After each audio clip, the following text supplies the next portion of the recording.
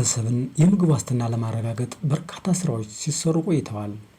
በርካታ መንግስታዊ ያልሆኑ ድርጅቶችም በዘርፉ በሰፊው ሲሰማሩ ይስተዋላሉ።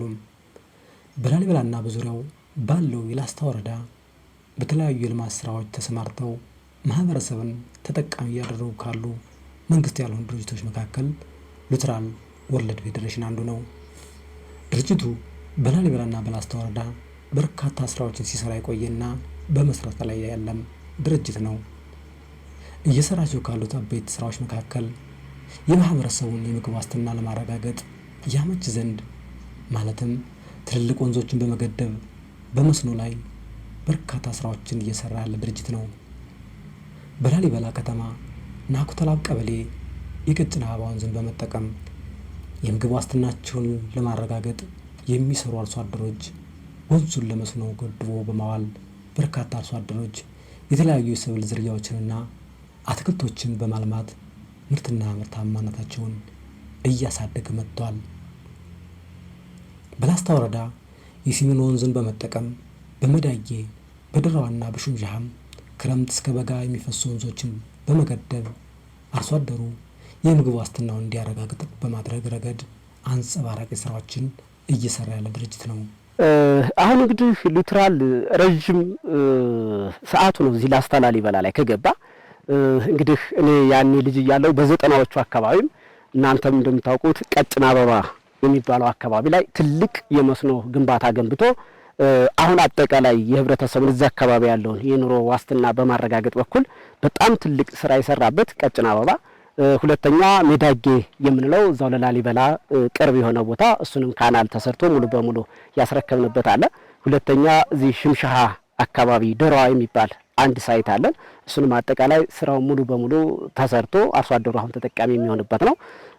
በተመሳሳይ ይሄን እንግዲህ እርፋ የሚባለው አንዱ የፕሮጀክታችን አካል ነው። አሁን በምናየው መልኩ እንግዲህ የተሻለ አቋም ላይ ያለበት ሁኔታ ነው። ሉትራል ወርልድ ፌዴሬሽን ዛሬም በላስታ ወረዳ በርካታ ስራዎችን በመስራት ላይ ያለ ግብረ ሰናይ ድርጅት ነው። መነሻውን ከድልብና ከሙጃ ተራሮች ያደረገውን ታላቁን የተከዜ ወንዝ በመገደብ የገነተ ማርያም ቀበሌ አርሶ አደሮች በመስኖ የምግብ ዋስትናቸውን ያረጋግጡ ዘንድ በርካታ ስራዎችን እየሰራም ይገኛል።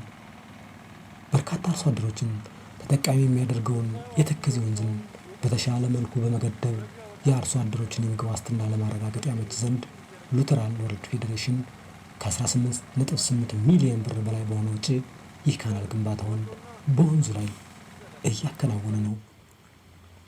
በዚህ በታላቁ የተከዜ ወንዝ ላይ እየተደረገ ያለን የመስኖ ካናል ግንባታ ከወዲሁ አርሶ አደሮቹ ትልቅ ተስፋን ጥለውበታል።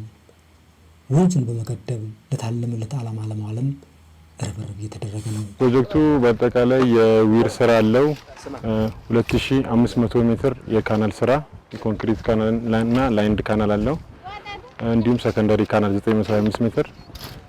ፕሮጀክቱ 110 አባወራዎችን ተጠቃሚ የሚያደርግና በጥቅሉ ከ35 እስከ 40 ሄክታር አድሬስ ያደርጋል ተብሎ የሚጠበቅ ፕሮጀክት ነው። በዚህ ትልቅ ፕሮጀክት የግንባታ ሂደት ላይም በርካታ የአካባቢ ወጣቶች የስራ እድሉ ተፈጥሮላቸዋል እና ውጤቱ ከቀረ ጀምሮ ከዚሁ ገባን እየሰራ ነው። እና ደግሞ ተማሪም እንደዚህ እኛ ዘንድሮ ነው የጨረስነው።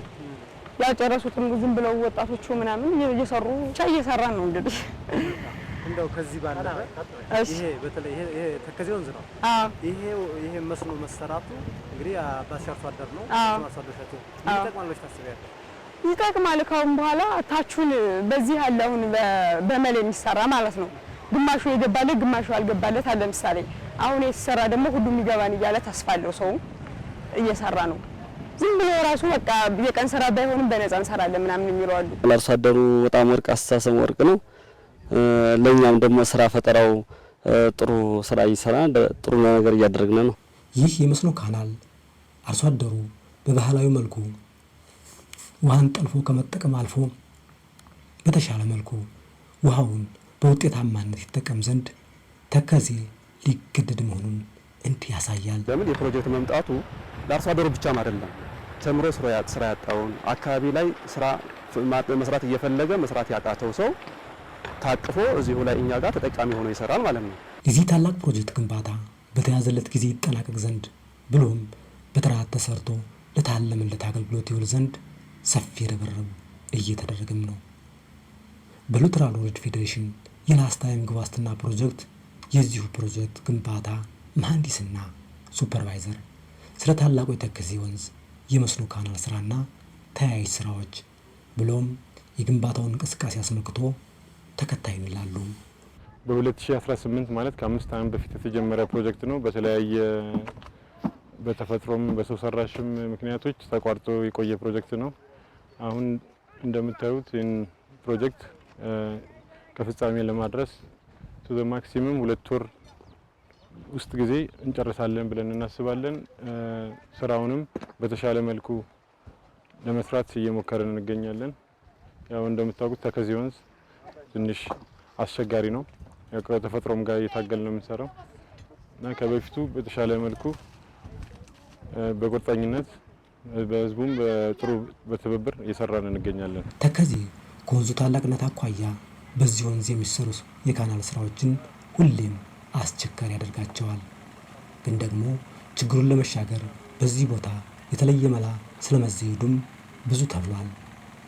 ይህ ከ110 በላይ አርሶ አደሮችንና ከ35 እስከ 40 ሄክታር መሬትን በማልማት አርሶ አደሮችን ተጠቃሚ የሚያደርገው የተከዜ የመስኖ ካናል ልዩ ትኩረት ተሰጥቶት እየተገነባም ነው። ከዚህ ስራ ጎን ለጎን አርሶ አደሮችን ስለ መስኖ አጠቃቀም ስልጠናዎችን በመስጠት የተሻለ ምርት እንዲያመርቱ ለማድረግና ምርታቸው የገበያ ትስስር እንዲያገኝ ለማድረግ በትኩረት እየተሰራ ነው። ያው በመልክ ያው ሸጋ ሆኖ ገብቶልናል። ያው ያስፈልገንን ፍራፍሬዎች ዘሮች እየሰጡ ቲማቲሙን፣ ቆስጣ ጎመን፣ ቀይ ስሩን፣ ጥቅል ጎመኑን ሁሉ የሚያስፈልገውን ሁሉ እየላኩልና ያችን ሁሉ እየተከልን እየተጠቀምን ነው። ፌዴሬሽን ሉትራል የሚባል ድርጅት መጥቶ እሱ አሁን የተለያየ የፍራፍሬ አይነት ዝም ብሎ አንጥቶ ሰጥቶና ያው በቃ ይሄን ተተክላችሁ ተጠቀሙ ገበሬዎች ብሎ ያን ቲማቲም፣ ካሮት፣ ቀይ ስር፣ ጥቅል ጎመን መቼም በአይነት የዘር አይነት ሰጥቶና እሱን እየተከልን ለገበያ ሀኛ አልፎ እኛ ጠግበን ለገበያ ጥሩ አቅርቦት እያቀረብን ነበር። ከ110 በላይ አባላት ያሉት መስኖ ነው። አጠቃላይ እንግዲህ እነሱን ተጠቃሚ ለማድረግ ታሳቢ ተደርጎ የተሰራ ፕሮጀክት ነው። እንግዲህ እግረ መንገዱንም በዚሁ ተጠቃሚዎችን በተለይ የሰብል አጠቃቀምን የውሃ አጠቃቀምን እና በህብረት ስራ ማህበር በድራጅት ተደራጅተውም ከዚህ በፊት የተደራጁም ስለነበሩ በተለይ አምቦ መስኖ ህብረት ስራ ማህበር ተደራጅቶ በእኛ በላስታ ወረዳ ህብረት ስራ ማህበራት ክትትልና ድጋፍ እየተደረገለት ቀጣይ ሌሎች የሚገባላቸውን ግንባታው ከተጠናቀቀ በኋላ ወደ ልማት የሚገቡትንም ወደ ህብረት ስራ ማህበሩ አባልነት በመምጣት እዛ ውስጥ የሚያለሙትን ልማት ደግሞ የሚገኙ የሰብል ምርቶችን ወደ ገበያ የሚያቀርቡበትና የገበያ ማፈላለግ ስራ ለ2 ቀን የግብይት ትስስር ስልጠናና አጠቃላይ ህብረት ስራ ማህበሩ ከቀጣይ አንፃር ምን መስራት አለበት፣ የአመራር መዋቅሩን ማስተካከል አለበት። ቀጣይ ተጠናክሮ ቀጥሎ ህብረት ስራ ማህበሩ እንደ ህብረት ስራ ማህበር የተሻለ አቋም ላይ እንዲደርስ ስልጠና እየሰጠን ነው። ሉትራል እየሰራቸው ካሉ ሰፋፊ ፕሮጀክቶች ባለፈ በወቅታዊ ችግሮች ምክንያት ጉዳት ለደረሰባቸው ማህበረሰብ ክፍሎች የዕለት ደራሽ ምግቦችን በማድረስ እንዲሁም በኤችአይቪ ኤድስ ማህበረሰቡን የተሻለ ግንዛቤ ሊኖረው ዘንድ በሰፊውም ሰርቷል፣ እየሰራም ይገኛል። ዓለም አቀፍ ግብረሰናይ ድርጅቱ በመስኖ ታላላቅ ካናሎችን በመገንባት ከሚሰራቸው ስራዎች ባለፈ ለአርሶ አደሮች ምርጥ ዘርን በማከፋፈል በአትክልትና ፍራፍሬና በሌሎችም የተሻሻሉ የዘር ብዜቶችን በማቅረብ የተሻለ ምርት ለማምረት የምግብ ዋስትናቸውን እንዲያረጋግጡ እያደረገ ነው። ሉትራል ከሰራቸው የመስኖ ካናሎች አንዱ በላስታ ወረዳ እርፋ ቀበሌ የእርፋ ወንዝ አንዱ ነው። የዚህ ወንዝ መገደብ በርካታ አርሶ አደሮችን ተጠቃሚ አድርጓል። ይህ ፕሮጀክት ከ27 ሄክታር በላይ ማሳን ማልማት የሚችል ሲሆን ከ70 እስከ 80 የሚደርሱ አርሶ አደሮችን ተጠቃሚ ያደረገ ነው። አርሶ አደሮቹ ከሰብል ምርታማነታቸው በተጨማሪ አትክልትና ፍራፍሬ በማልማት ተጠቃሚ እየሆኑ ስለመምጣታቸውም ይናገራሉ። 5 ኩንታል ጤፍ አምርቻለሁ። አሁን ስንዴ ትናንት ነው የወቃሁት። 7 ኩንታል ስንዴ አምርቻለሁ። ያው ዞሮ የተሻለ ነው። እቺ ውሃ ከወጣችልን ወዲህ ነው ትንሽ እየተጠቀምን ያለ ነው። ወደፊት ያው በቅጅም በምንም ያው ይሄ በቅጅ ነው በቅጅም በምንም ነበር። ግን አሁን እቺ ኒውትራል ከመጣ ወዲህ ትንሽ ተሳታፊ በመሆን ትንሽ እያገለገለን ነው ያለው። እንግዲህ እንደምታዩት ፍራፍሬዎቹ ከዚሁ ከመስኖ ከመገደቡ ወዲህ የመጡ ናቸው። ስለዚህ ያ ማለት እንግዲህ የመስኖ ያው ካለው ሁኔታ ብዙ ነገሮችን እየተጠቀሙበትና እየተለወጡበት እንደሆነ የፍራፍሬ ቦታዎች ራሳቸውን ችለው በክላስተር እየለሙበት ያለው ሁኔታ አለ። አሁን ተቋራጮቹም በክላስተር ለምተው ቀጣይ ለምኑም ለሁሉ ለጥባቆም ለተለያዩ ነገሮችም ምቹ ሁኔታ እንዲፈጥር እና የሰብል ቦታ ራሱን ይቻላል ማለት። አሁን ያለንበት ቦታ ወደ 70 አርሶ አደር አካባቢ ተጠቃሚ ይሆናሉ። ገነተ ማርያም 110 አርሶ አደሮች ተጠቃሚ ይሆናሉ። ገለሶት እንትና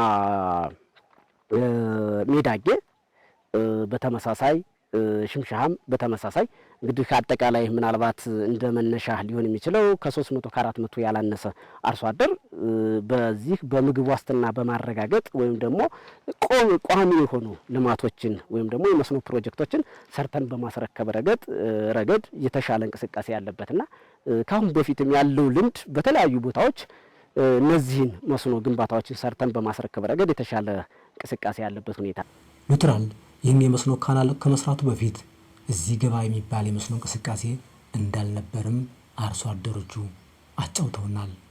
የዚህ ግብረሰናይ ድርጅት ዓላማ የአርሶ አደሩን የምግብ ዋስትና ማረጋገጥ ነው። ለዚህም ነው በሁለቱም ወረዳዎች በርካታ የመስኖ ካናሎችን በመገንባት አርሶ አደሮች በመስኖ ራሳቸውን የሚጠቅም ስራ እንዲሰሩ እድሉን እያመቻቸ ያለው። ሉትራል በገነተ ማርያም ቀበሌ በተከዜ ወንዝ ላይ እየገነባው ያለው የመስኖ ካናል የበርካታ አርሶ አደሮችን የምግብ ዋስትና ያረጋግጣል ተብሎም በሰፊው ተስፋ ተጥሎበታል። ድርጅቱ እየሰራቸው ያሉ ሰናይ ስራዎች ተጠናክረው ይቀጥሉ ዘንድ የዝግጅት ክፍላችን መልእክት ነው። የዛሬውን አበቃን። ቸር ይግጠመን።